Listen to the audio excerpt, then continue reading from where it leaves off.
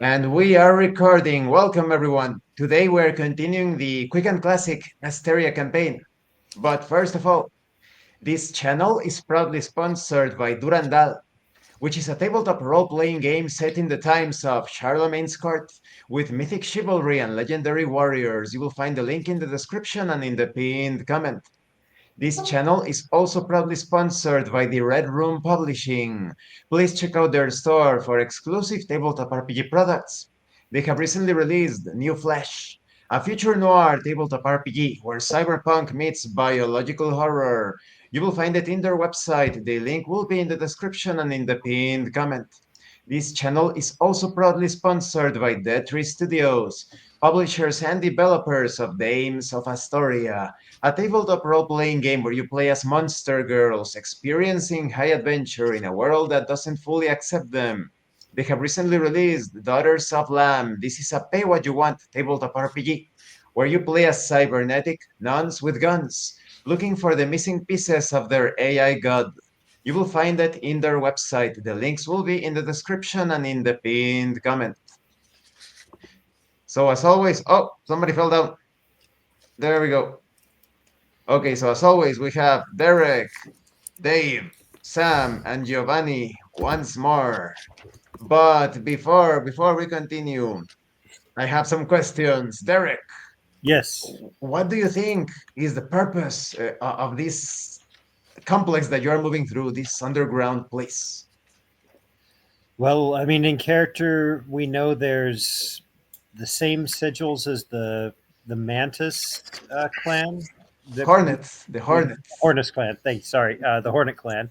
And I mean, there's obviously some supernatural things confirmed. We did have that Moonin confirmed that there was uh, real, magical aura around that circle we just found. So Raish is probably thinking that it's obviously something secret, ritualistic. You know, could be a cult base, could be just some society that has coexisted with us in the island that we've just never been aware of. But she's also trying to kind of measure herself and not rush to judgment since we haven't seen much of the world and really interacted with enough people in general to have great judgment of things. So she's kind of trying to not rush to judgment about what it is and kind of take each piece of data as it comes and get the full picture before making assumptions. So That's very logical. Makes a lot of sense. And Dave, what do you think about that black circle that was drawn with charcoal on the west wall? Well, I'm thrilled by the adrenaline of exploring this mysterious dungeon with my lads, and I'm certainly waiting for something very monstrous and dangerous to show up, and probably we will have to fight it. That will be an interesting challenge. And I also suspect this place is connected, like some sort of source of power, to the new tyrant, and that is something I'm very curious about. Intriguing, most intriguing. And Sam, what do you think about the power that lies in the lake just outside this place?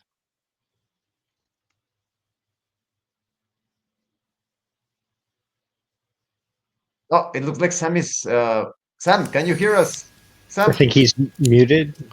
So sorry, can Sam. you please repeat? My Okay, connection is not so stable. okay. No, I was just asking Sam. What do you think about the power that resides in the lake just outside the place that you have entered?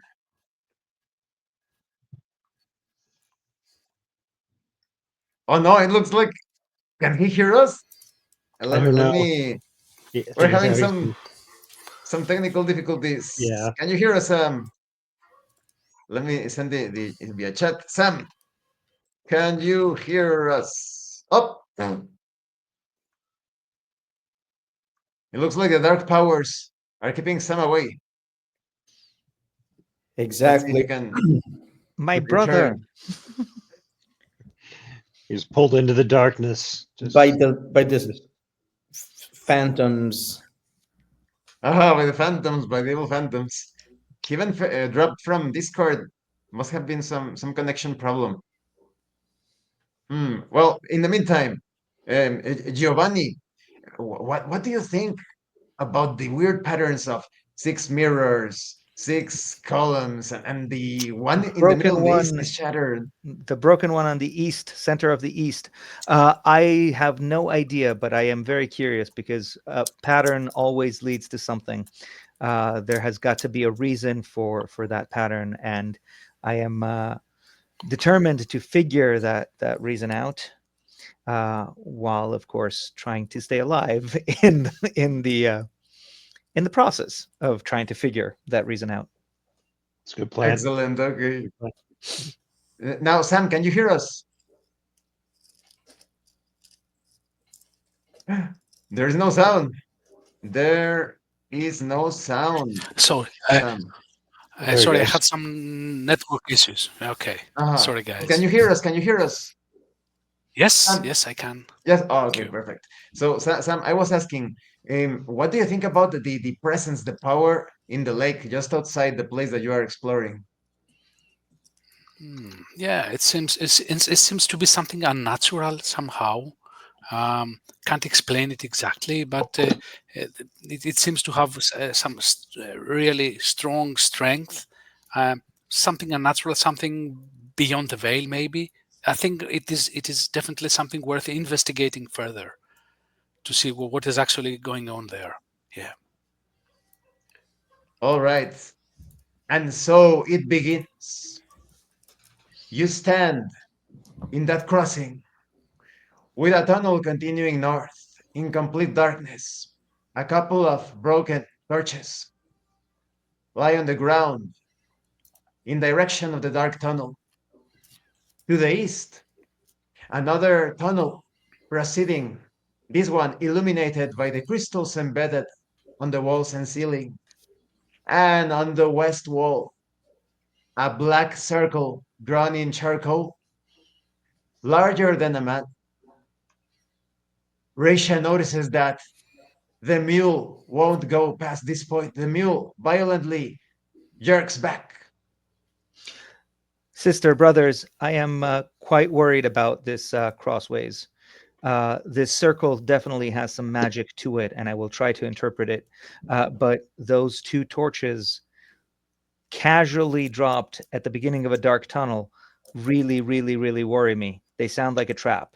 It is too easy a tool to use for too scary a passage to take lightly. So please keep your eyes and ears wide open and careful. I'm going to try to decipher now, and so I do. I try and decipher the magic that comes from the black charcoal circle that is in the wall.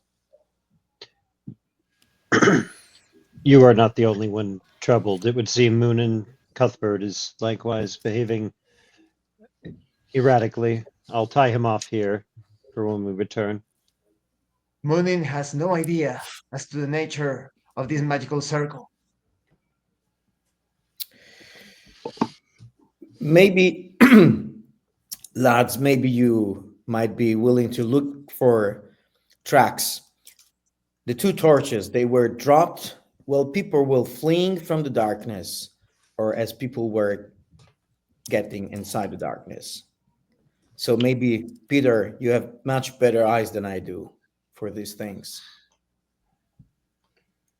Might be advisable to light our own torches, but I will hold off if you advise it. I want to try and hear. I listen to any sounds that might be coming from the dark passage.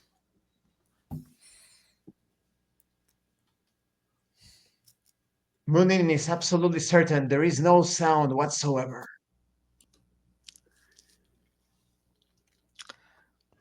I would suggest we move stealthily. Let's try not to make too much noise. Let's try to feel the environment somehow. Hold for a second. I look to see if there's a pebble, a small rock, something on the ground near us.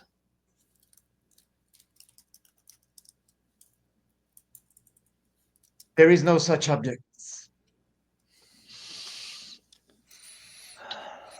I strongly advise against any of us creeping forward in pitch blackness We will have to choose. If we light our own torches, I whatever's want. in there, we'll know we're coming. But if we don't, we'll be walking in blind. And I don't prefer the latter, brothers. No, I agree with you. I want to try and throw something in the darkness, see if there's any reaction, a small object, anything really. Um, Well, wait, Munin, before you do, I want to see if I can see any tracks, people maybe holding or dropping those torches.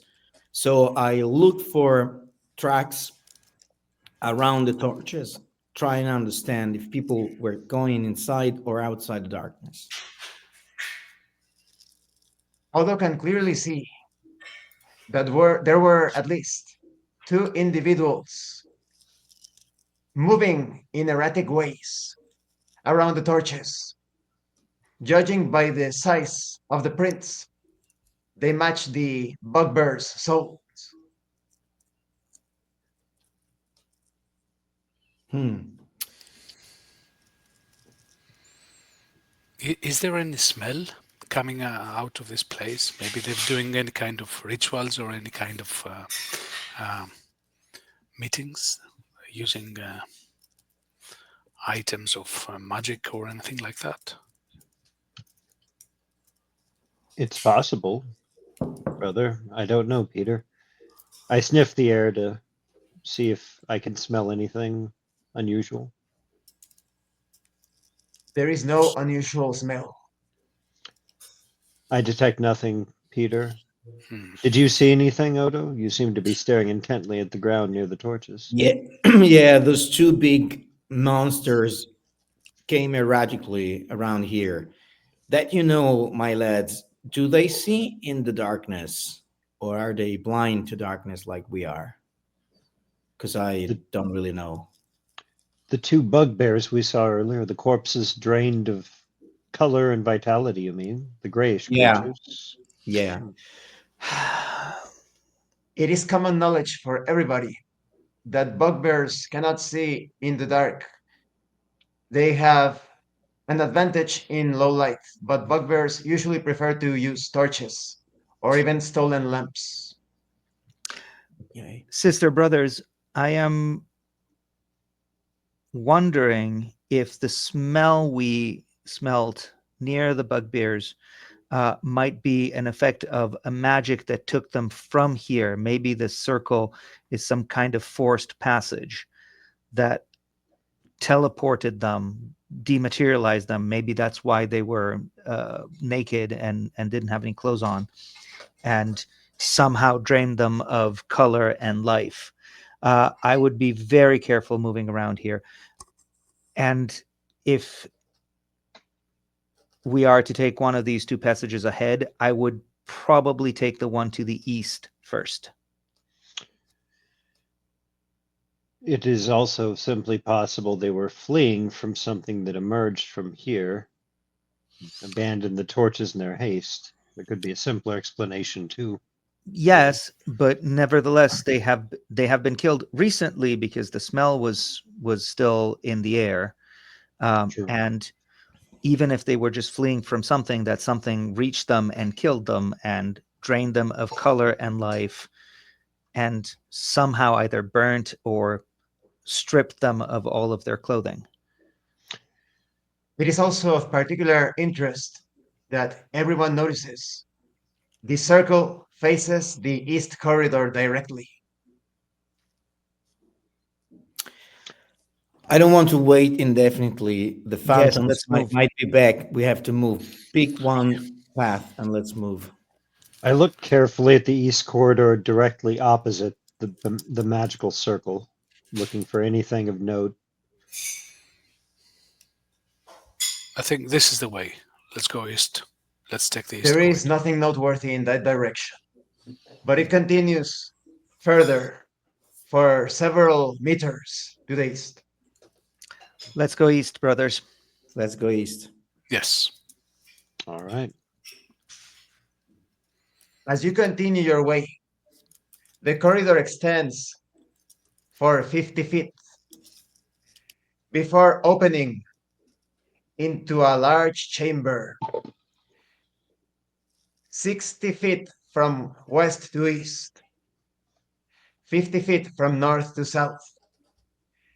The chamber is perfectly squared with red bricks embedded with the crystals. And between each crystal, there are symbols in black that you recognize from the robes of the Hornet clan. In the center of this room, two objects: a single clay bowl, small, no larger than a melon. Next to it, a small crystal bottle. The crystal bottle is clean, unstained, yet the bowl is stained with crimson or brown marks at its center. I try to perceive if there's any magic coming out of the symbols from the walls.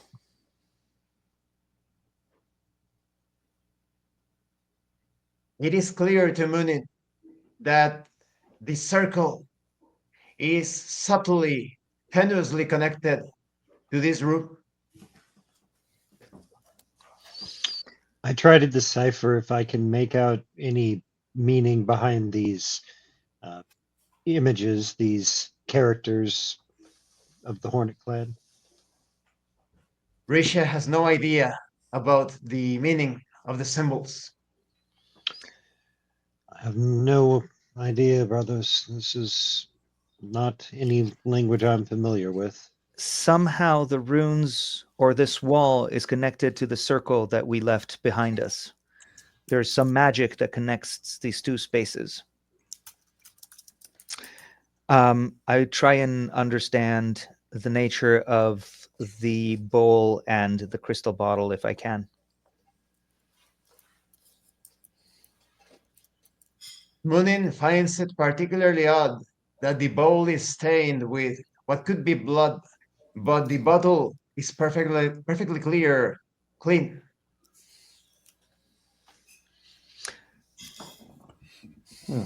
I try to sense if there's any magic specific to the bottle, if it might contain anything of a magical nature. The bottle is the most mundane, no magic whatsoever. But the bowl emanates a subtle current that feels slightly nauseating to Munin. I wonder if I this was tell- some occult ritual. I tell my brothers and my sister what I have figured out. Do we see anything on the ground showing that people were here or any kind of creatures? I will look, Peter. I look to see if there are any tracks indicating anyone has entered recently, moved about this area. Not in a long time, at least. No sign whatsoever. My best guess is yes, but not for some time. Not recent like the bugbears, at least. So this room has been safe from lurkers or from looters. So perhaps we could pick this the clay ball, which seems to be just a regular clay ball. It's not. It is not just a regular clay bowl. There's some kind of magic attached to it. I don't know if lingering from what it has been used for or proper to it, but it is a kind of magic that makes me sick to my stomach. And it has blood. I can see blood, huh? Blood or something similar to it. What I find particularly troubling is that the bottle right next to it has absolutely no stains on it, as if it had been either cleaned thoroughly after being used or as if it could not get stained. And yet I am pretty sure that the bottle itself is not magical. It is very normal crystal. It I is would be- fascinating, but it is worth keeping in mind. We are here to find a bell with a demon's head on it, not the bowl or the crystal. So I would be very careful about touching anything that is Agreed. not explicitly part of the mission our parents gave us. I look around to see if the room has any other openings, passages, maybe something that might be hidden at first sight. There is no other exit or passage. Hmm. Means we have to go through the darkness. And then through the darkness go we shall. Let's go. Right. When we return to the other room, I'd like to check and see if those discarded torches had ever been used. I'm curious. I do so, examining the torches to see if there's any sign that they'd ever been lit prior to being discarded. You easily return to the area with the torches, and it is obvious that the torches were smashed as if used as improvised weapons against something. And now you stand before the dark corridor. My guess is the bugbears had the torches. They were attacked by those shadows, and they tried to fight back with the torches. Then they dropped them when they saw that they were useless, flew back to the other room, and there they were killed. So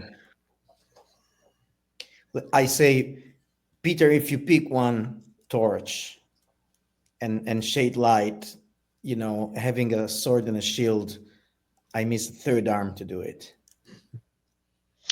I could light a torch as well. I'm used to fighting one-handed, but I'm curious, what did the bugbears do to invite this spectral attack that came upon them? Just being here. Yeah, Raisha, I assume that whatever that bell is, it is not something that whoever controls it wants to be taken. We know from our parents that there's guardians of immense danger guarding it. We have seen the beast come from the lake. I'm assuming that anything just coming through here will arouse attack. So be ready and be careful. I pause to think deeply Still, and it long. is. I think about whether I Please, know any please, lore Rachel. about the Hornet clan, anything I've heard either from my parents and the books I've read that might make me familiar with their protocols, their rituals, if they routinely engage in blood sacrifice or anything that could be germane to the situation, anything that could be salient information. The only thing that Raisha remembers is that the Hornet clan specializes in summoning, calling beings from other planes and dimensions. All I can really say is the Hornet clan, I believe, are infamous summoners. You could likely corroborate that, Moonin. You know more about magic than the rest of us, but the bowls, the blood, the circle, they may have summoned these guardians themselves, bound them here somehow. That seems to make sense to me. Or something is being planned. I mean, that room earlier with these two objects of interest, the bowl and the bottle. It seems that they have been prepared for some reason and not used yet. It seems the bugbears didn't have a chance maybe to loot it or to pick them or to break them or whatever. So I think they're preparing something. I hope we're not the object they're going to use in this ceremony or ritual or whatever that is. So we have to be a little bit careful and Very much so. Let's light these torches and let's go ahead. I go in the first front. Peter, if you want to be by my side with one torch. yes, of I course. use my tinderbox and light my own torch out of concern that the torches at our feet are already too damaged to be of any use. The moment the torches are lit,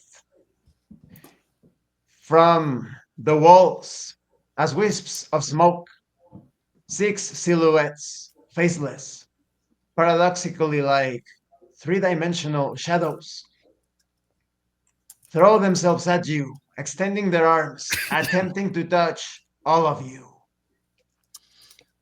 They're coming from the circle.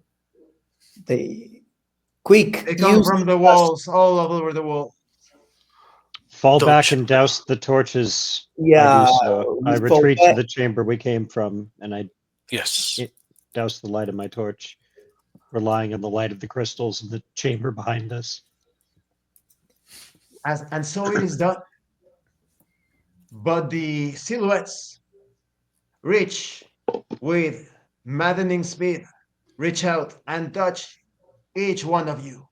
Each one takes a wound. The spot where they touch you becomes completely gray. Quick, Fabric, armor becomes gray and crumbles to dust. quick! Use the magic dust that the gnome gave us. Quick, Peter, Yes. please. Peter is using the dust and try to throw it around in a circular way towards Peter this. hesitates, thinking in third person as if he were someone else. And the shadows once again reach I out I and inflict dash a wound of damage. I dash forward to the darkness. I run into the darkness. I follow Munin. And Peter also dodges, and I also dodge. The I shadows snatch separate. I snatch the dust off of Peter's belt and toss it in the direction of the mass of the shadows. With Risha's quick thinking, 3 of the shadows are eliminated in the cloud of dust, but 3 others go after Odo and Munin. We keep running. We need to reach The s- darkness, where if they are shadows indeed, I assume they will not be able to attack us where it is completely dark. So I try to be out of any source of light. Odo and Munin make their way into the darkness, but the shadows continue their assault. Luckily, Odo is able to protect Munin with his shield, but the shield crumbles in gray ash, and the shadows continue their assault. Brothers, get out of there. Run. We need to retreat from this place altogether. Collect ourselves. Find a plan of action. right. I fall back quickly to my brothers behind. And As you all continue your I race, fight. I fight back. I fight back and try to see if hitting them has any effect. with wild swings, Munin is able to take down the 3 shadows, but the mace is destroyed, crumbling into gray dust, and the shadows are no more. Well, that's a bummer. That was my favorite mace.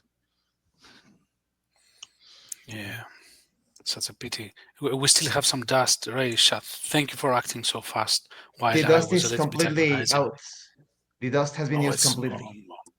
I look, I see, oh, okay. At least we survived, Resha and fellows. That was a close call. A total of Whatever. 2 wounds were taken by each adventurer.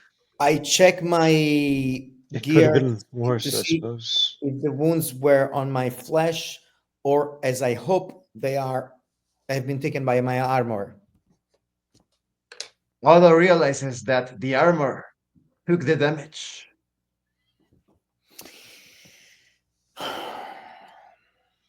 Feeling Bad horrible. situation here. Yeah. Yes, I am We can ever take so more worried. the clubs the bugbears used and try There Torches. was a single club next to There's the a- bugbear's corpse. so that we can take that single club and use it to smash one of those. If it crumbles into dust, it's just one club. Should we be concerned about these wounds, brothers? They're unnatural. I've I never check the wounds to see encountered if I anything like understand the this. nature of them.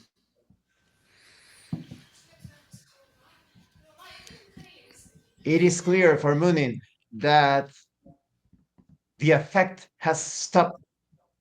There is no poisoning or curse continuing. Do we need to be concerned about any after effects, Moonin? No, we just need to be concerned with the fact that we're half dead. And Suppose the that fact we is have yeah, No Uh, weapon. Yeah. and no more dust. I And I do have a weapon. I have my knife with me. I do not travel with a single weapon, but I would like to have a mace. I fight better with that.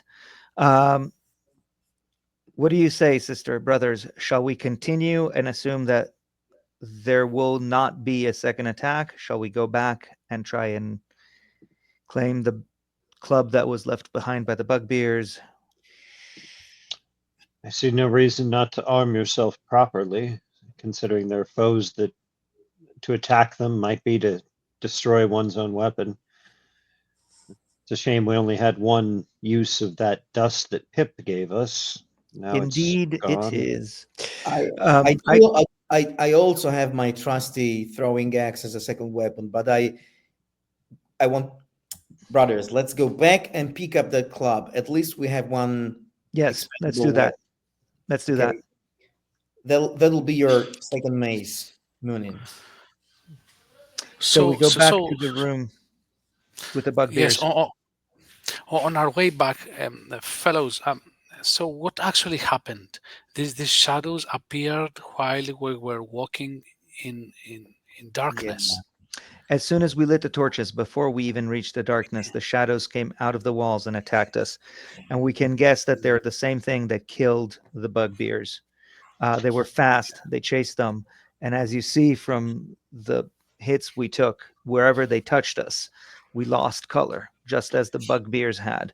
And wherever they touched non living material, the armor, the shield, my mace, they destroyed it, which is why the bugbears were naked and Yes. drained of color. Also worth noting, they continued to attack the two of you, Odo, Moonin, when you fell back into the darkness, proving that they may have simply been hiding and emerged when we provided light. They don't seem to be harmed by the absence or presence of light. Indeed. And they don't seem to be bound to that corridor if they chase the bugbears all the way back into the room with the clay columns. Let us go back. We go back so I can pick up that club. Yes. You easily go to the room and recover the club, and you easily return back to the place where you were. It I seems it seems I that this swing room the has some. It seems somehow that this room is not accessible to these figures somehow. So maybe they cannot attack us while we're in this room for some reason. which room are you Because talking about? uh, we are back in this big room with the two items, correct? No, we The went back adventurers have returned to the crossroads, the part where the tunnels connect. to the room where the bugbears had been killed, and that's where we got the club, which I swing back to familiarize myself with the weight as we go around and make sure that it is solid. It is solid and Okay. perfectly usable in battle. Awesome. Uh, shall we again attempt the dark corridor? It looks like the only way remaining. So let us do that. Shall we Yeah. try without a light or shall we light? No, we have to light. I mean, I don't want to run without seeing where I am running to. So again, let's light our torches. I don't want to harm your morale, brothers, but we know that there are likely more fearsome guardians between us and this bell, including that stag creature with the projectile antlers that our parents spoke of. There's the tentacled horror that we bypassed outside, and these specters were truly deadly. I'm I'm beginning to wonder if our parents have sent us all to die. Not intentionally, I am sure. I Really? trust mother and father. I did. I don't know if Raisha, I do anymore. Raisha, listen to me. Everybody has to die sooner or later. So we're better do it while we're trying to achieve something spectacular. Is Is it spectacular? Our parents told us nothing of why this spell is important, what its purpose is, what we are risking our lives for and dying for potentially. Adventure. Do you suggest we go back and question them? They didn't seem to be in a position to give answers. And if I know mother and father like I think I do, it is not because they didn't want to tell us, it's because they couldn't. I think, fellows, it's better that we focus on our mission. Sometimes, like our grandfather would say, death is only the beginning. But still, I think we have to focus. Let's focus one task after the other. I agree. Yeah. Let's press ahead. I'm clearly outvoted on this, so I will go along, but my recommendation would be to go and ask our parents some hard questions and not turn away until they give us real answers. This is foolish. Adventure is a nebulous concept. This is thrill seeking and courting death for reasons we barely understand. That's not adventure, that's suicide. Raisha, I can tell you that whatever it is we are doing, I feel a sense of justice in the act we are performing. So it is not for nothing. It is not for thrill seeking. What we're doing is just and Based needs to on be what done. specifically? If there is an evil bell sealed away by copious guardians, then it's likely that it should be sealed away. Our parents have given us little to no information about the But greater purpose of this. the guardians that are guarding it are themselves evil. The guardians that are guarding it are themselves problematic. If I have a monster, a lizard with human heads and a poisonous bite, shadows and phantasms trying to prevent us from reaching that bell, it sounds to me like reaching the bell is exactly what we should do. That's an awful lot of assumptions based on very little real information, Moonin. It sounds like you want to believe in this more than you have reason to. I am a shaman. Belief is the only thing that pushes me forward. And I'll stick with the thrill seeking. We have smashed some of those specters. We could fight the rest.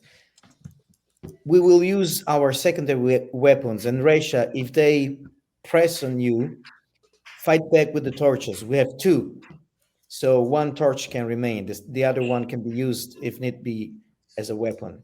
So you won't lose your beautiful sword, my sister. Well, again, I am outvoted on it, but if if we reach another dangerous impasse, if one of us is wounded beyond the ability to continue, can we agree that then we will go and press our parents for real answers?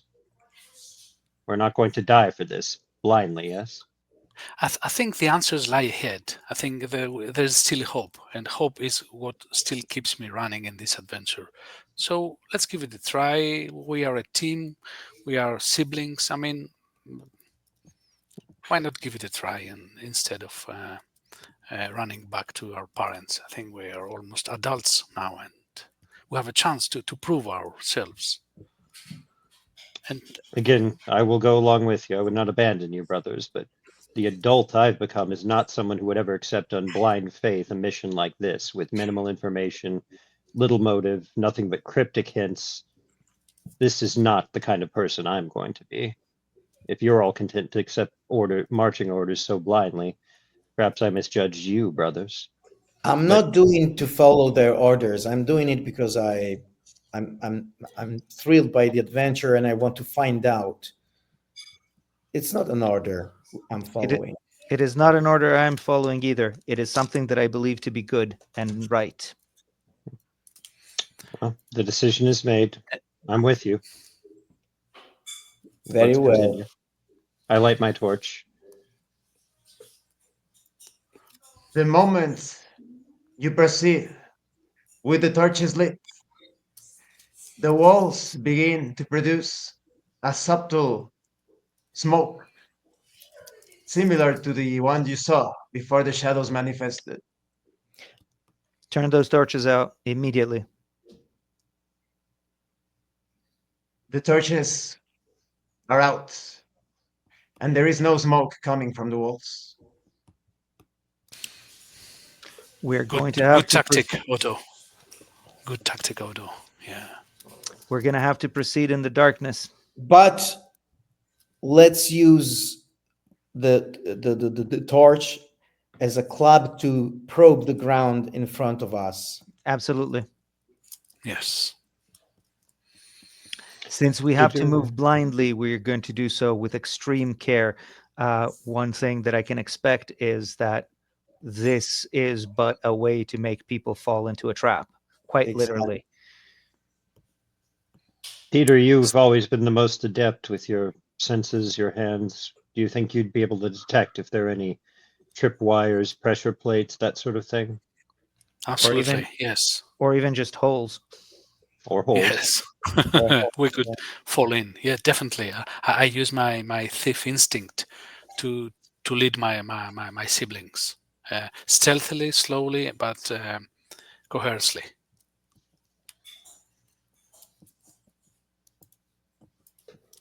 Thanks to Peter's careful steps and the use of the club, just 20 feet north into the corridor, a pit is discovered.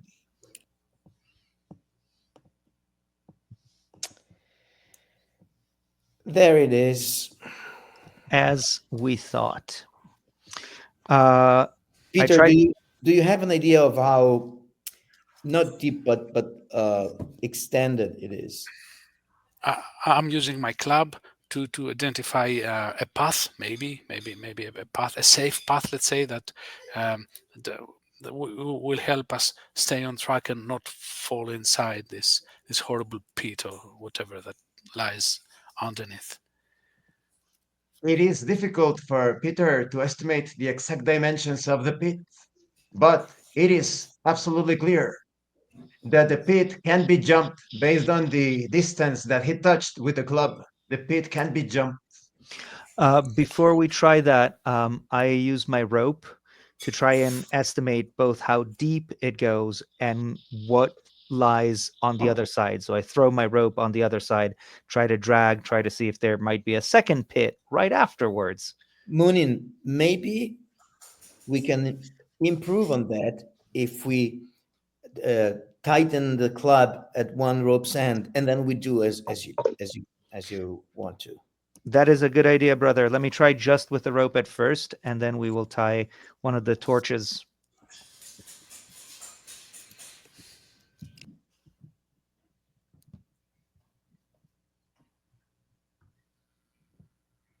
As Munin attempts the action with the rope and the club, he is certain there is no pit at least 3 feet deeper into the north corridor, and the depth of the pit must be at least more than 20 feet since there was no sound of ground being hit with the club. Oh, that's a That's deep a one, big guys. goal. Yeah. Okay.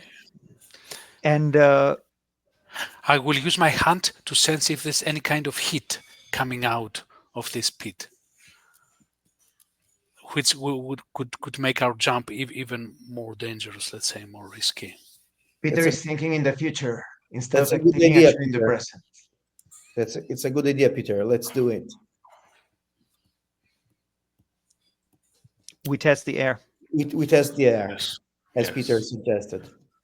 With my hand. There is no sensation, nothing out of the ordinary.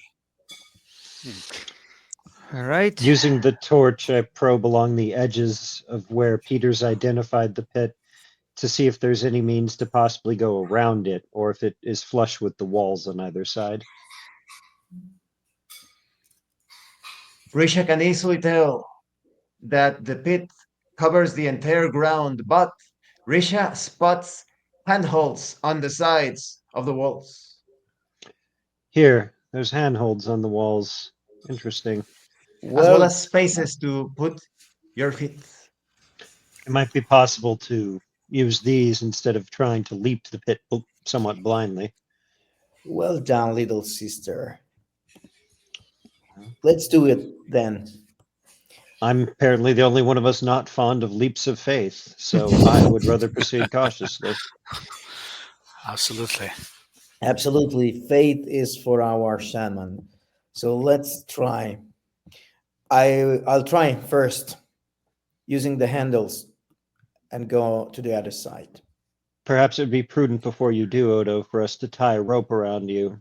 Perhaps tie it off here somehow, should any of us fall, so Good we have idea. some means to be recovered. We The can three, cut. three of We can you hold are the rope. pretty heavy. We, I looked for Although, also any sturdy stationary objects we might be able to tie the rope off to, if they're already in this chamber. Maybe one. Risha notices no objects that can be used in such a way. But it is very easy for Odo, using the footholds and the handholds, to make it to the other side, and indeed, he identifies that there is no pit after the pit you have crossed. Good.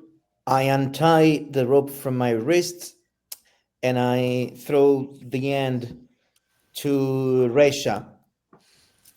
I can hold you if you fall. I can go next then. Is that all right with you, Peter Moonen? absolutely. Yes, yes. And I'm also holding the other side of the rope just in case something goes terribly wrong. I try to tie a quick knot around my waist before proceeding, similar to how I assume my brother did, although I could not see it in the dark, hugging the wall, using the handholds, trying to be as narrow a profile as possible as I move sidelong to try to cross the pit. Because of the precautions, everybody makes it safely to the other side. Right. That's a good thing, guys. Nothing came out to grab us from this pit of hell or whatever that is. Okay. Sister brothers, keep a mental track of how many steps we're taking forward, because if we have to run back, we won't have time to look for footholds, We would likely have to make the leap. Yes. and we will likely Yes. have to make the leap based on how many steps we take. Yes, I will count it in large steps because if we need to go back, we were probably would be running. Exactly. Yes. So I too keep a mental count with large steps. Excellent, Union. Thanks for thinking ahead. Yeah, Peter, be in the front and use your senses. Yes. Like last time. So I'm walking slowly. I'm vigilant in case something I can hear or feel. Um, guys, do we power up the torches or not yet? Not yet. Not yet. Okay. As Peter continues his advance leading the group, he notices that the corridor continues 10 feet north and bends diagonally towards the northeast. The bend in the corridor is illuminated once more with the crystals embedded on the walls and ceiling. Light. Once again. Yes. That's a good sign. Is it? Much welcome. Mm. I like seeing where I put my feet. And maybe fight something that can be hurt without breaking our weapons. Proceed very cautiously. Any sort of Yes. trigger that could make attackers overeager to rush ahead. If I was designing defenses, I might prey upon that aspect of psychology. Yes, smart. So walking along the corridor very carefully, again looking for traps. And keeping at the end of my eyesight the crystals, these light emitting crystals. We don't want to get lost on our way there because this is diagonal move now and have to be. As you proceed into the diagonal tunnel illuminated by the crystals, you easily notice that the tunnel continues 40 feet into the northeast, and at the end, a single wooden door, a door so big that allows the passage of two men at the same time, engraved with a demonic goat head, demonic looking goat head with horns and fangs, looking towards the left.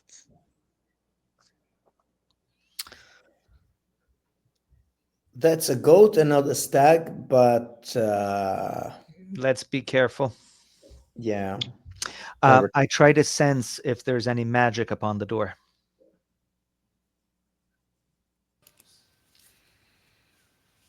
Munin perceives no magic whatsoever from this corridor, nor from the door. I So, try so to the listen. yes, yes. Try, I try to listen to see if there's any sound coming from beyond the door. Is it open, the door? Doesn't No, look it's like. closed. Hmm. There is no sound coming whatsoever. So this is a big door for two men at the same time. So, uh, Possibly So, to carry a big bell. or one demonic deer. I believe the yes. bell was described as having an image of a demon's head upon it, so perhaps this is the same visage. It could mark the resting place of what we seek, but I'm curious.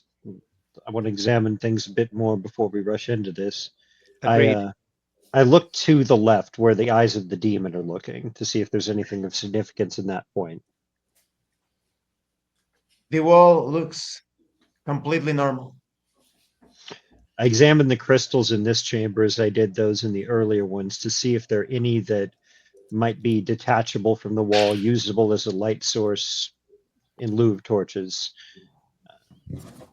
They are identical to the crystals that have been encountered throughout the site. These are just as deeply embedded in the walls as the ones earlier, so no luck there. I look to the right of the door, the exact opposite direction to where its eyes are pointing. The wall is completely normal.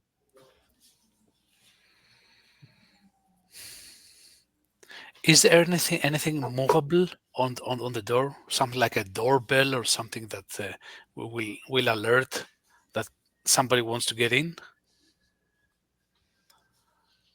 I don't know. I Uh, examine the door to see if it has any mechanisms that might match the description of what Peter describes. The door seems completely normal, but it has no handle. hmm. No, but no handle. That's interesting. I look at the hinges of the door. I try to understand if it opens inwards or outwards.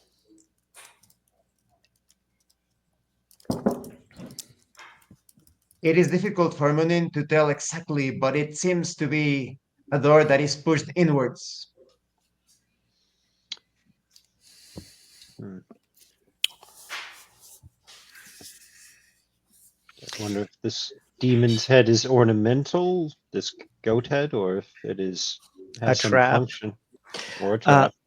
I have not sensed magic upon it. Uh, Perhaps we want to check if there's any mechanical traps of sorts. I try to look at that, but I also encourage Peter to do as well. He's much better at this than I am. Yes, I will definitely try to touch discreetly the the horns and then the fangs of that head. Maybe they are some kind of mechanism. That's Do they move? I will try to move them somehow. Peter expresses his thoughts of acting in the future to the members of the group. well, that might be the case, Peter. So yeah, let's check it out. Do it.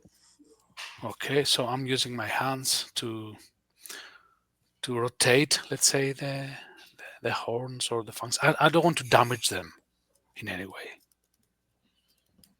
As Peter carries out his action and speaks, he is absolutely certain the door is normal, completely without mechanisms or devices. I examine the floor in front of the door to see if there's any signs of markings from which direction the door might have opened in the past. Any grooves in the floor or anything to indicate if it was pushed on the left side or the right side. Based on Risha's observation, the door either swings inward or goes down or up as there are no marks on the floor that indicates that the door swings towards the group. No marks whatsoever on the floor. Shall we push? Yeah. Yes. Perhaps use an object. Keep yourself at arm's reach from it in case. In case. Right. I push it with the pommel of my sword. With a subtle click, the door swings inwards, and all of you can feel a nauseating energy coming from within. A large cavern. This cavern has no bricks, but it does have crystals embedded on the natural walls and ceiling. There are stalactites and stalagmites everywhere. The cavern is large, 60 feet from north to south, west to east. On the northeast section of the cavern, there is a plinth or a stone base as tall as your waist. On it is a single bronze colored bell, a small bell, no larger than an apple. On the west section of the cavern, there are three encased corpses in a yellowish crystalline substance. They look desiccated, mummified, frozen, completely naked. On the east section, three more corpses encased in an amber looking substance, also frozen. Six corpses in total encased in the amber substance. Three on the west, three on the east. I We may ready have my throwing found axe. our we may have found our bell, gentlemen. It is much smaller than what I expected. The If it was bell. much larger, it would be impossible to recover from the chamber we just came from, in That is fairness. that is very true. I try to sense the presence of magic in the room from the bell, from the corpses encased in these crystals or ambers. Munin almost blacks out, and for a moment he even hears hounds of hell for just a moment, and then he regains his composure. There is great hostility, hate, a murderous intent coming from the corpses. Hmm. I warn my brothers and my sister. These corpses may have been dead, but they are not devoid of hate. They are ready to kill us. At least we can chop them. I Before assume so, but before brothers, proceeding, I'm sure you've all noticed as well, but there's been a reoccurring theme throughout this. I see exactly. you nodding. Yes, on the eastern wall, there's consistently been three of something, and the middle one Broken. destroyed or broken. Yes, there's six of these identical, strange entombments, for lack of a better term. These amber coffins, these sarcophagi, whatever you wish to refer to them as, but three on the right, and the middle one appears unbroken. I have noticed the same thing and am wondering uh, what the significance may be, but my instinct says break that one first. I believe you may be right.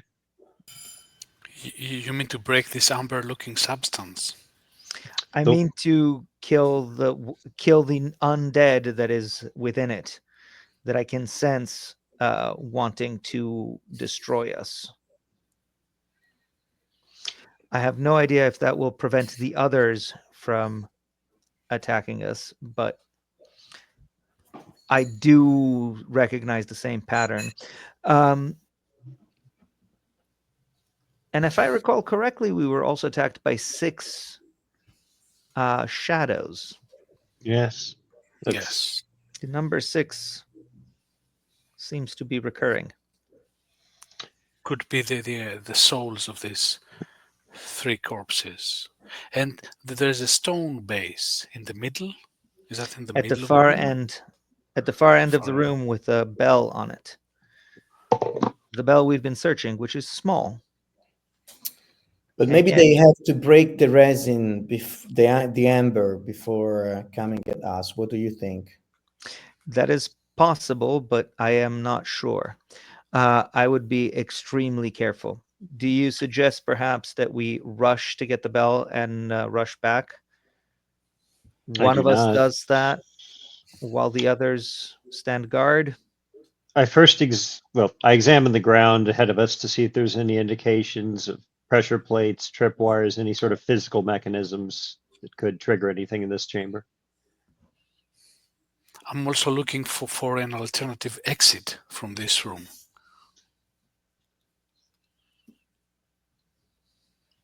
Peter finds no exit or tunnel from the room. Risha spots nothing suspicious on the ground. In fact, the ground seems to have been undisturbed for several months at least. But Peter notices that the base where the bell is looks of a more modern manufacture.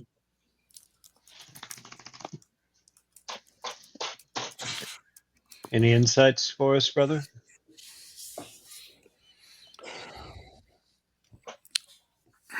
It seems that the base has been set in this room after these 6 corpses for whatever reason. Maybe it is protecting. It is stopping maybe these corpses from coming out of this amber substance. Munin, you mentioned earlier that we killed these 6 corpses, or at least we try to exterminate them somehow. No, they want to exterminate us. These corpses have a violent and hateful intent. But it seems this amber substance stops them from doing that. So Somehow. far, for now. And I don't know how long it will resist. Remember how the shadows attacked us once we lit a light. There might be some action that we will perform that can trigger their release. I look to the bell on the pedestal, trying to estimate if the rope we have in our possession, if it would be feasible for someone to simply toss a rope over, trying to essentially loop it around the bell and pull it to us without entering the chamber, given the bell is small. We're about 60 feet away from the bell, and my rope is but 20. I think the bell is the only thing that protects us right now. I have a feeling that this is a protection item. Otherwise, I see no reason for these corpses not to attack us right away, or the shadows.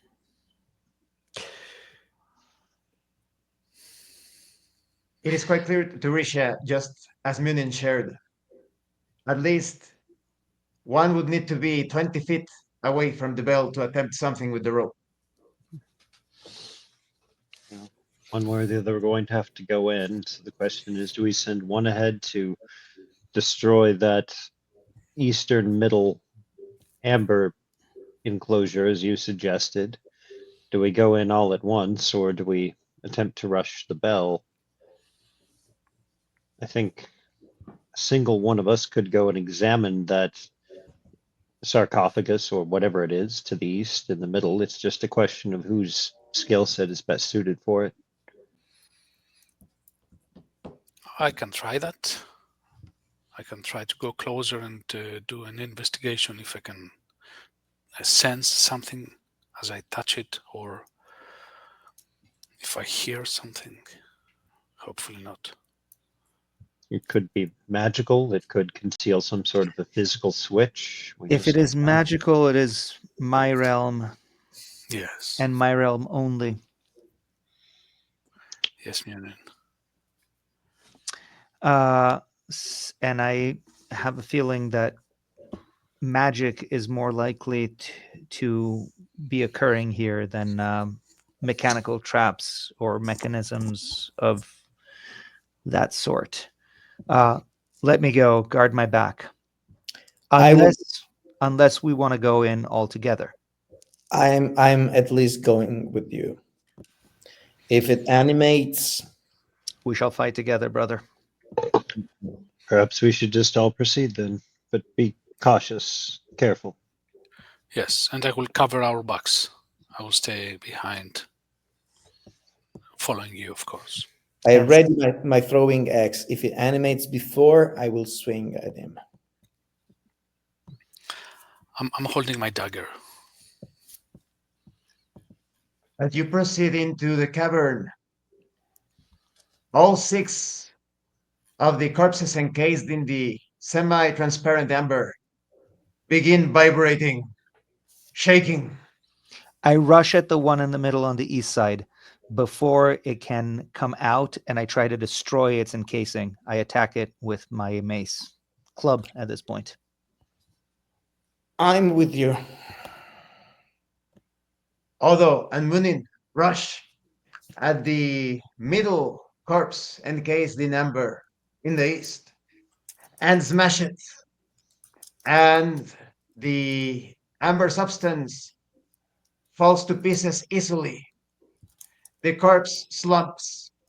All of the six corpses stop their vibration. And then the entirety of the amber substance in all of the corpses shatters at the same time. The corpses fall down and they dissolve into dust. Quick Ooh, thinking and quick action, brothers. Excellent. Yeah, great. Well done. Great order.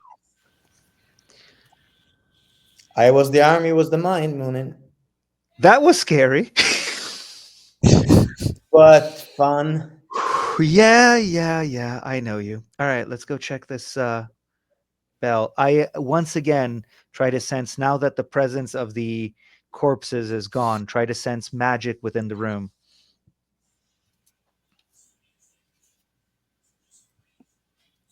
Munin can feel no magic whatsoever coming from the room, but the bell,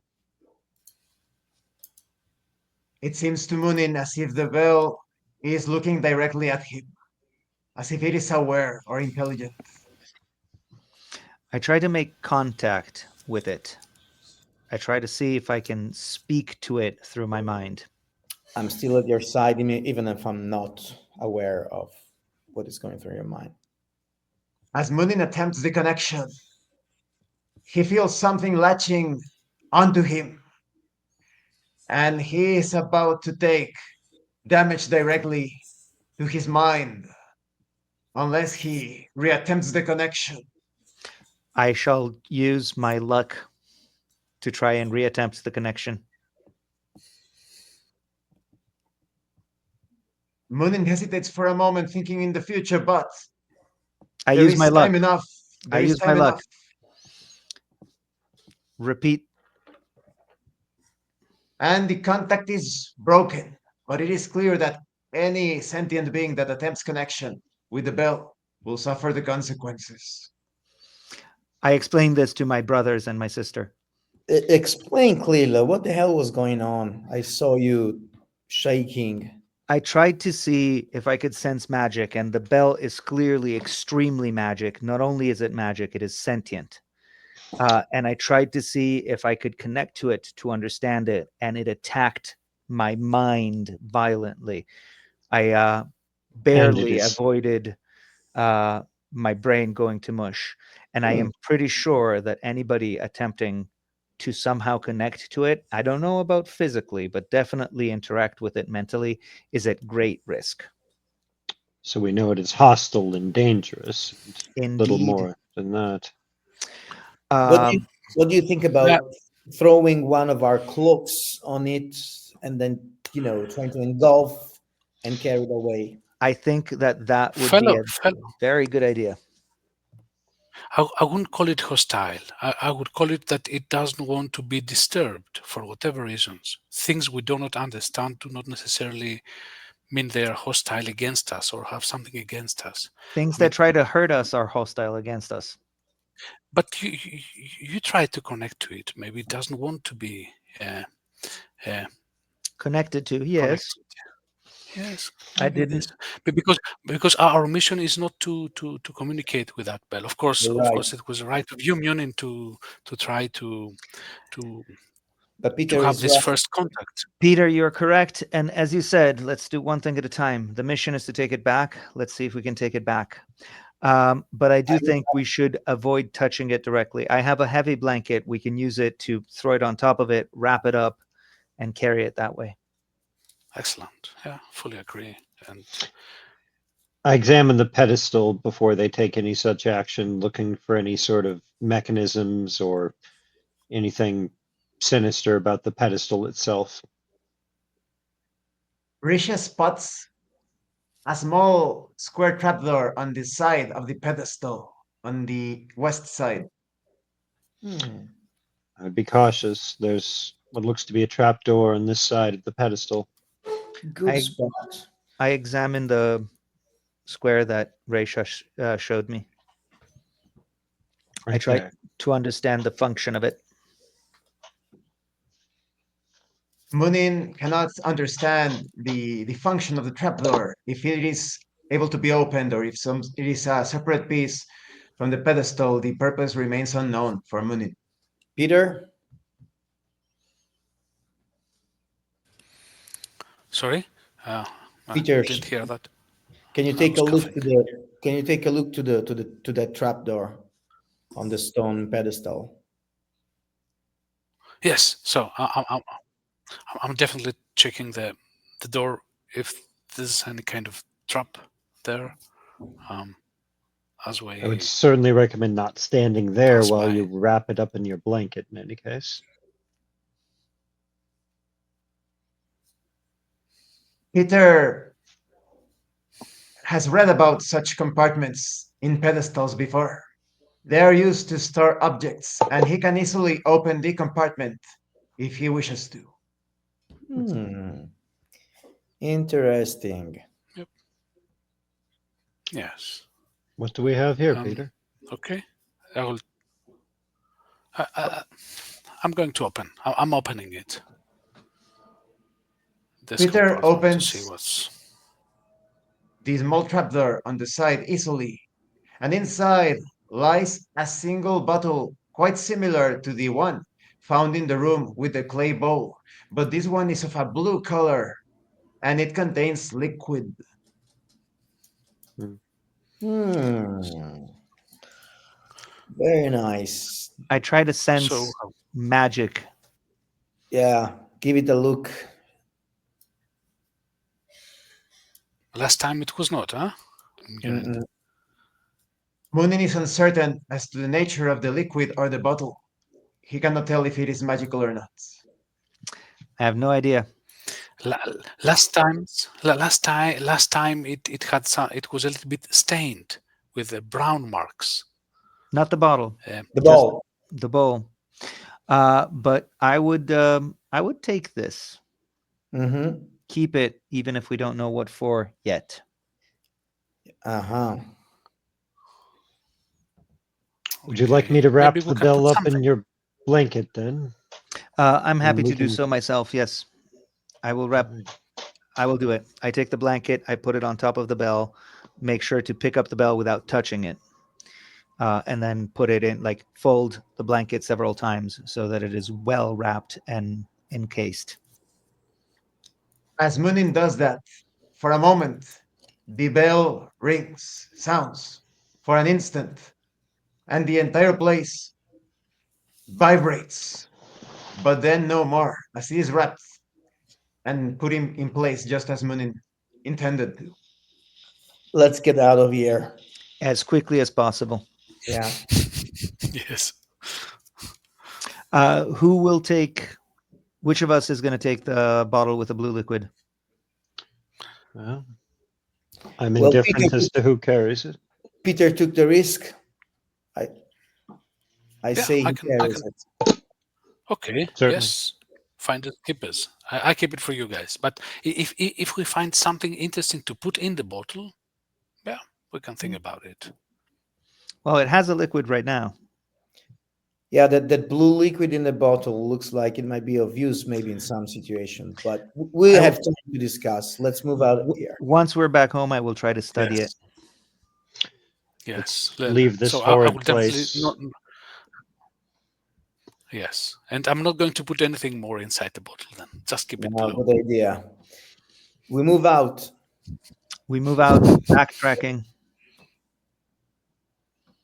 You easily make your way once again through the corridor lighted by the crystals, and now you stand in front of the dark corridor.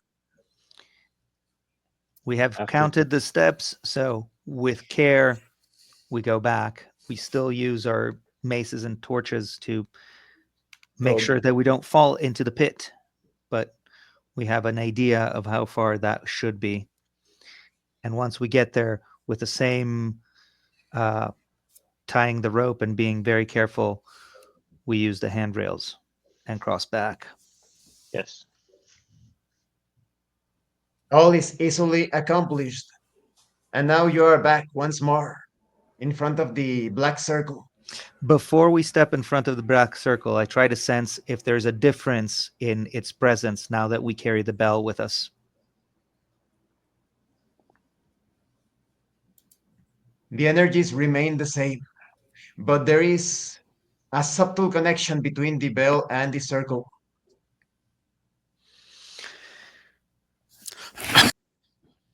I am quite certain that the moment we cross the space of the circle, whoever placed that circle there will be aware that the bell has been moved. if they're not There's, aware already. there's always the deer, the demonic deer. We are expected to meet him at some point. I think at this point we should, since there's no more darkness, book it, move fast, move out of here, and try to Yeah, return home. So as you let's do. run. Yeah. Be careful when you Yes. reach the exit of the cave, however, that tentacled creature could return back to its lair. We do not want to Nope, we do not want to encounter it. interact with anything coming out of Yeah, that lake. we double check as we are close to the entrance. As you approach the entrance once more, you realize that now it is nighttime, Hmm. but the tentacled aberration is nowhere to be seen for the moment. Let us get out of this cave and make our way into the woods towards home, at least for a while before we make camp, if we must. I would rather push through. We are not more than 2-3 hours from home, so Makes sense. I would rather Yes. move through the night and get home. Yeah, yeah, yeah. Let's push. Agreed. Absolutely. You easily continue your journey towards home.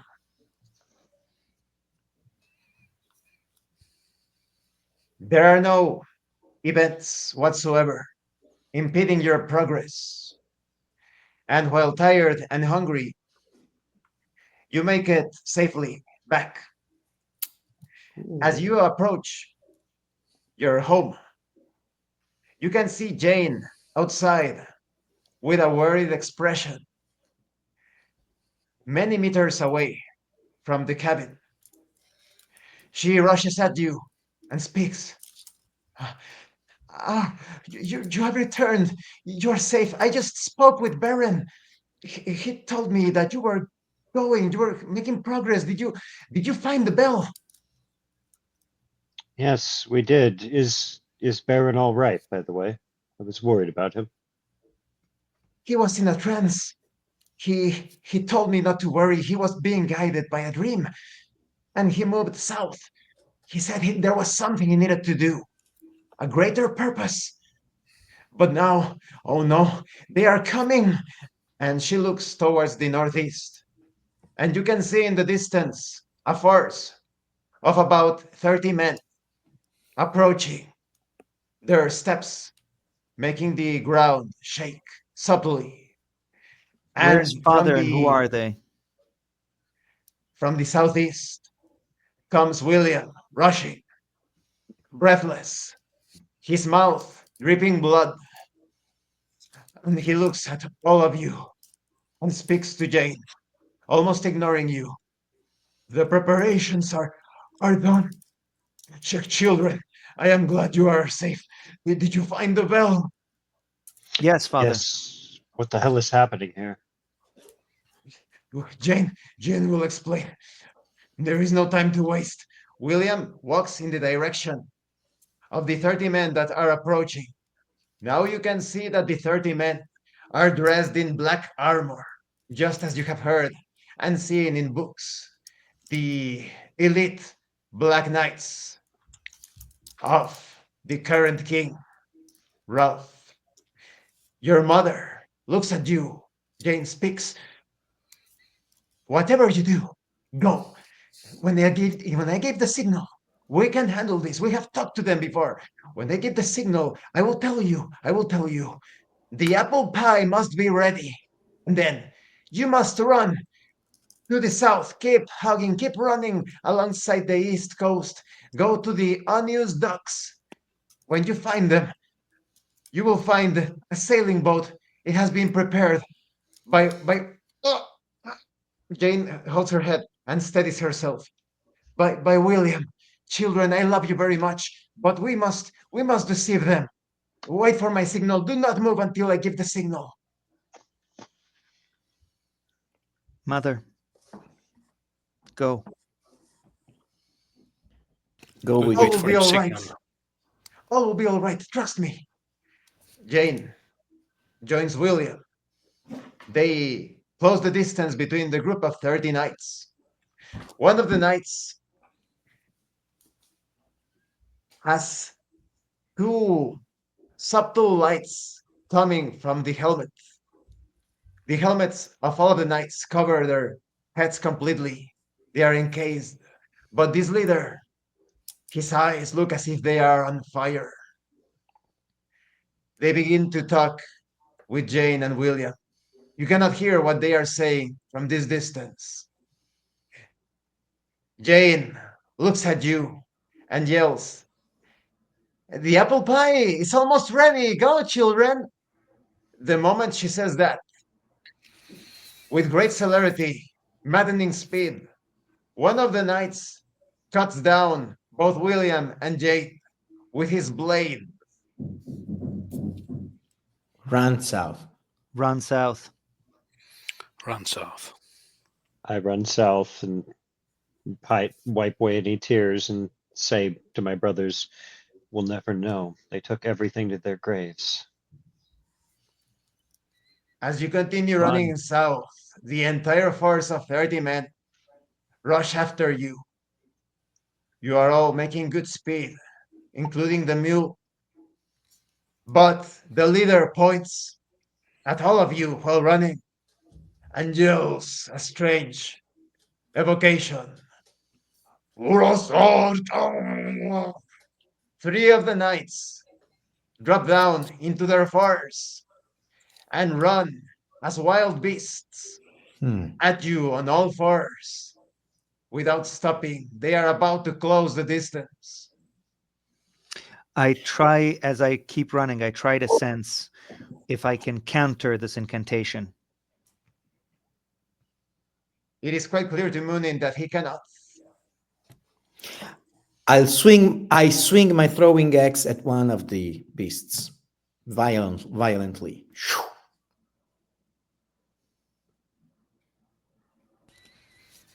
It bounces off of the armor, but it distracts it long enough for it to stay back, as two of the other bestial knights are about to reach all of you. I hack off a limb of a tree to buy us some time if I can. Anything to create some barriers between us and them. But when I know that right about to reach me, I whirl with my sword and slash it mid body. I'm at your side. Risha is not fast enough to do this, and the bestial knight jumps at Risha, knocking her down. But Otto is there to intercept if he does so, if he attempts so. Cut to the neck. The strike is successful, Yeah. but the beast turns around and is still at all 4 feet and is about to throw itself at Odo when out of nowhere rushes Baron and tackles the knight as he yells, I saw it in a dream. Go, continue. The other bestial knight jumps at Baron and slashes at his throat with his gauntleted hands. And Baron is obviously dead. The other beast is continuing the pursuit. It has recovered from the axe that it took from Odo. Risha now has the chance to get up. I kick the thing's body off of me and roll to my feet, continuing to run to the south. Yeah, I help Resha getting up to her feet and help running. And I'm throwing my dagger on the beast, aiming for the neck. A successful hit by Peter's dagger distracts the pursuing beast. The other two begin to devour Baron, not even bothering to take off their helmets. Metal jaws, as if the helmets are fused to their heads, continue biting on Baron as you continue your Running. race towards the southeastern docks. Don't look back, just run. And Run. that we do. We've lost too much today. This can't be worth it. Yeah. You can now see the sailboat. The dock is within reach, but the pursuing knight continues, and he is about to reach all of you. I turn around and throw myself violently at him. I shoulder him out of balance and then hit him with my club. I'm together at your side. I cut and stab to the art. Both Odo and Munin manage to successfully take down the ravenous knight, but the impact was so strong, and the knight kept slashing and cutting, that each one suffered a wound of damage.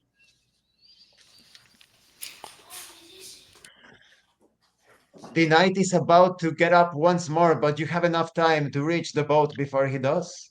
So we We do. do. To the boat.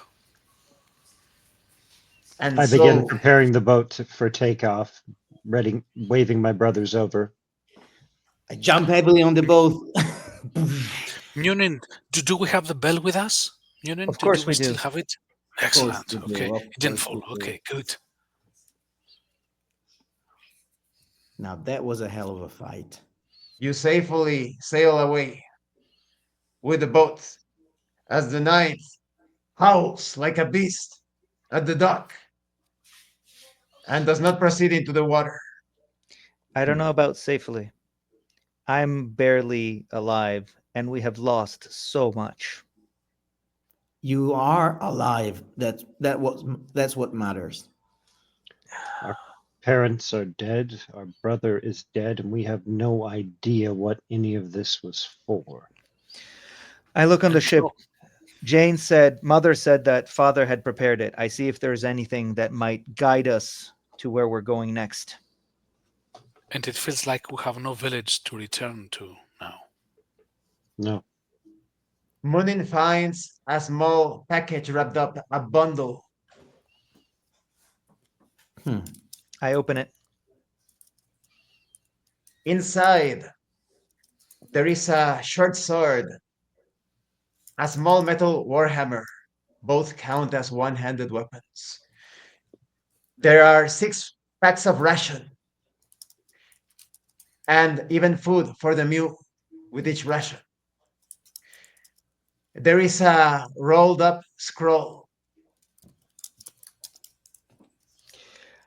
I open the scroll. I try to read it, see what it says.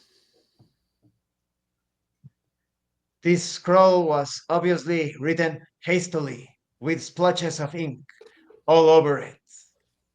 And it begins reading, My children, Jane and I were very thankful for Palemon because he delivered to us the most kind and brave souls we have ever met. And now we must reveal part of our origin, as the curse of the Hornet clan still binds me. But even at the cost of my life. I will reveal all that has been hidden from you for all these years, at least that which I am able to. I will start by saying the most important thing. Both your mother and I used to be a part of the Hornet clan, and the session ends for today. Ooh, that was good. Yeah, Cliffhanger. that was exciting stuff. Yeah. Wow. Abraham, now I can ask, just to be sure that I counted right, my chainmail is completely gone now, right? Mhm, But, mhm, but, mhm, but I have no wound on my flesh. mhm, mhm, mhm, Okay. mhm. And I think Raisha and quite a few others. Raisha took 2 damage, so she's got 2 life left. Correct? Is what I have. Mhm. Okay, so good to know for next time. Hopefully, we get a chance to heal ourselves on the Yeah. boat. I'm at one. Yes. You're at Maybe it one. would be a good idea to camp on the boat. Yep. Maybe. Yeah. Yeah, like a couple of nights at least. And what do you think about the Yeah. entire thing? About what? Sorry. The About the entire session, thing. about Yeah. It was great. It was great. The dungeon was great. Joe, good call on destroying the eastern The middle corpse, column, yeah. Hmm. the middle column. Yeah.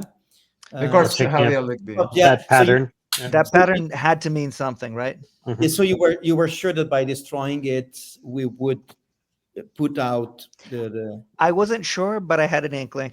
It was like I hoped so. I was not sure.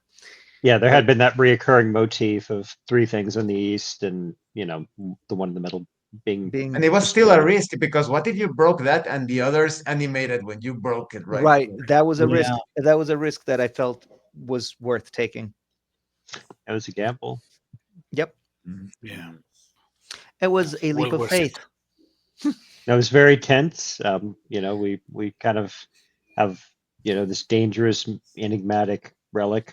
We don't really know anything about it or what it does. We've had a lot of Oh, stark, we know tragic stuff happen. some things about it. It is evil. It's I know, sinister. Peter. Peter says it's not evil. It might just not want to be bothered, but Mhm. I don't think I feel positive vibes around it. By the way, you completed an adventure, so each one of you gets an experience point. You get an Ooh. experience Cool. point each. So Oh Awesome. you yeah. can level up. Remember, in the Discord, you have the information, but you can basically spend that experience point to increase your ability or luck. Well, David and Giovanni already know this. You can increase your ability, luck, or your life by one, or you can increase the number of spells by one as well. It's one of each. Don't think that you can increase your both your ability and luck. You have to choose ability or luck or life or spell. Mhm. And you also get Or your upgrade. reroll back because it's also the conclusion of this adventure, particularly. I actually wanted to keep it going, but this is a cliffhanger moment because where the journey that you're about to begin is going to be like a chain of events. And I think we need an entire session to keep that continuity. Hmm. That makes sense. Yeah, partition that off into its own thing. So yeah, Okay. definitely. It was great. It was great, really. Very I nice can't adventure. hear Dave. And I really think that you Oh, did we great in lost the audio. chase. Those actions taken during the chase was great. Mhm. I was, I also enjoyed Reisha's. Oh, sorry. yeah. Please, Otto. No. Go ahead. Go ahead. I was simply say that I was itching to throw my throwing axe at something. I really enjoyed Reisha's skepticism about the whole journey, where it would lead. I really enjoyed that part. Yeah, he was sounding like the voice of rational, the voice of logic. But sometimes in when fighting, Can you you have guys to hear go me? Okay. and try it. Uh-huh. Yes, you can hear you. Yeah, you can hear Yeah, you, Mhm. yeah. Derek. Ah, by the way, Derek, there was a moment when you stepped away and it sounded like you were doing the dishes or something, and then like you forgot to turn off the microphone. Derek, can you hear us? Yes. No, Ah, maybe his not. audio, his audio cut off. Let me tell him. Don't worry. Don't worry, we are about to wrap up. Okay. So, well, Derek lost his sound, but thank you once again. Thank you to Derek, to Dave, Thank you, Sam, guys. and Giovanni. You did great as always. And thank you to everyone at home who watched this actual play. We're playing in 2 weeks from this Monday to the next same hour. And so definitely join us once more. And thank you so much to those of you that are going the extra mile to support the channel. If anyone else wishes to further support the channel, consider joining as a member using the super thanks button, like, subscribe. Take a look at the information in the description, the pinned comment. Remember to check out Quick and Classic. This is the system we are using, Quick and Classic. And check the setting Asteria as well. So once again, thank you. I will stop the recording in 10 seconds.